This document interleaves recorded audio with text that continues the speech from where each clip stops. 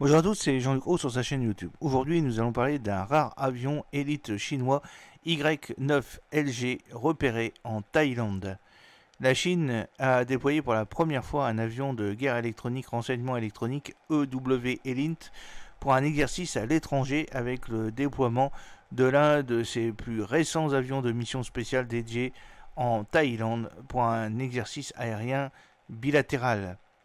Cet avion, le Y9G, qui est en fait Height New Trace de la PLAAF, a été repéré en Thaïlande lors de l'exercice Falcon Strike.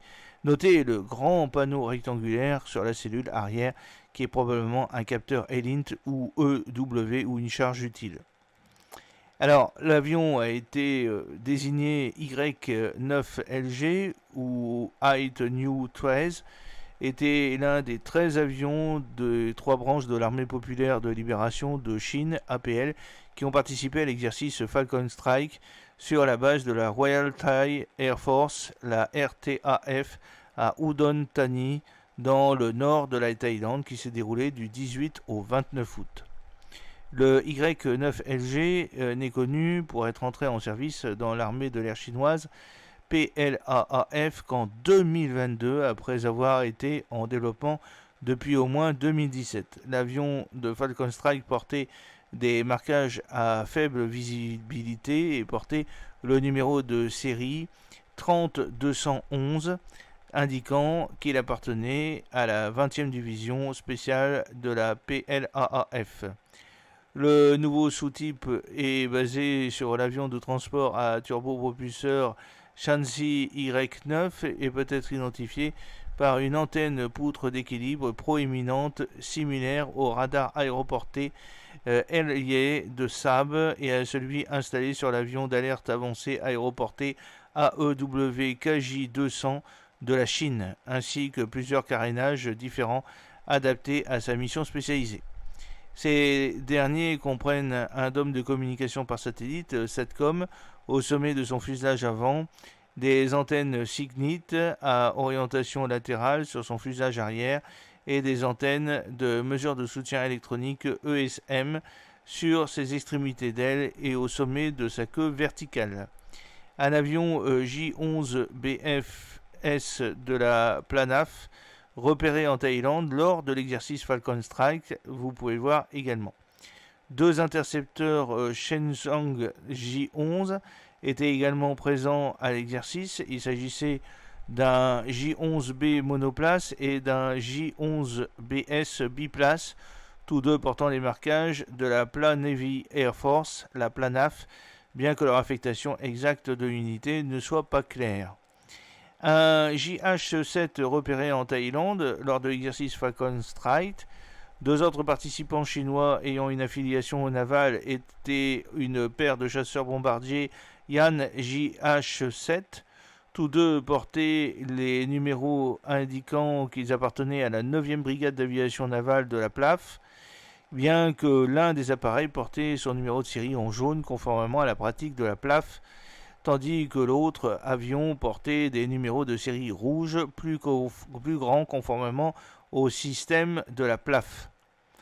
Cela suggère que la 9e brigade aérienne navale est l'une des unités de combat aérien terrestre de la PLANAF qui a été transférée à la PLAF, qui est un processus qui est connu pour être en cours depuis 2022.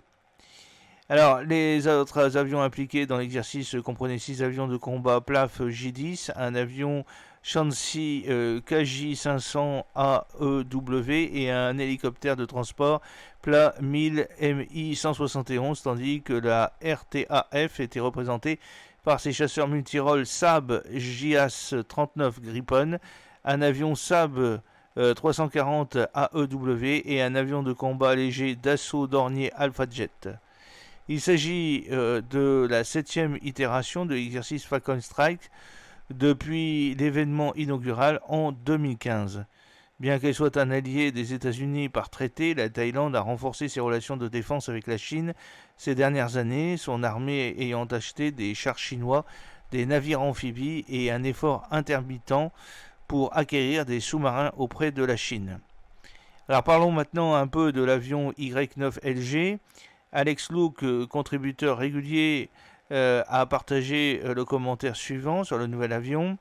Il y a beaucoup de spéculations dans la communauté des observateurs de l'APL quant au rôle précis du Y9LG Height New 13. La suggestion qui prévaut actuellement est un rôle axé sur la guerre électronique, notamment un rôle de plateforme de brouillage incluant l'utilisation de l'AESA de type poutre d'équilibre. Les données factuelles pour confirmer un rôle particulier restent absentes. Comme d'habitude, l'APL ne commente pas les rôles et les capacités en particulier de ces nouveaux systèmes en service. Par conséquent, les évaluations se limitent aux caractéristiques observables, à l'affiliation des unités et au caractère des déploiements. Personnellement, je soupçonne que cette nouvelle configuration est un système AEWC amélioré qui intègre en outre une capacité EW importante. Une telle conception semble conforme à la tendance générale du développement de l'AESA, non seulement en permettant la détection et le suivi des cibles pertinentes, mais également en les supprimant par des moyens de guerre électronique.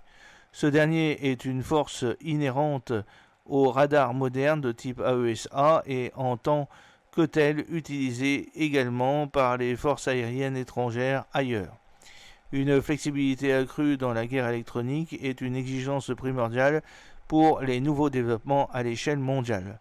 De plus, un tel système AEWC amélioré serait également en phase avec les développements de l'APL, notamment le précédent KJ500 Height New 10, également présent en Thaïlande. Le KJ500 intégrait déjà la capacité ELINT, vue dans d'autres conceptions telles que le Y8JZ Height New 8. Certains aspects de la nouvelle configuration Y9LG, en particulier les grands panneaux rectangulaires sur la cellule arrière, ont été observés pour la première fois sur le Y9Z alias Height New 12.